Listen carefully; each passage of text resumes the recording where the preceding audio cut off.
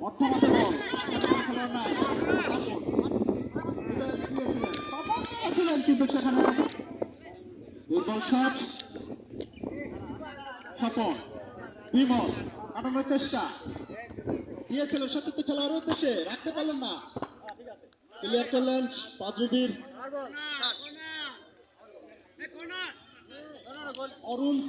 আমরা জানি অরুণ খুব সুন্দর খেলে থাকেন অরুণ তাপস তারা ডিফেন্সে কড়া পহরায় রয়েছেন এখন পর্যন্ত তারা 1-0 গোলে এগিয়ে রয়েছে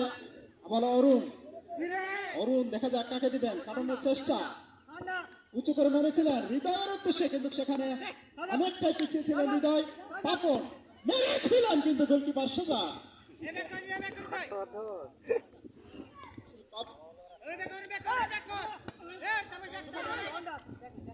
হৃদয় আক্রমণে যাওয়ার চেষ্টা পাঁচবিবি দেখা যাক আবার হৃদয় মেরেছিলেন নুরুজ্জামানের উদ্দেশ্যে কিন্তু রাখতে পারলেন না পাপন আবার হৃদয় উচ্চ করে মেরেছিলেন কিন্তু সেখানে বিমল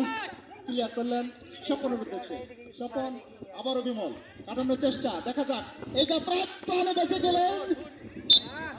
পাঁচবিবি প্রাণে বেঁচে গেলেন সরাসরি মেরেছিলেন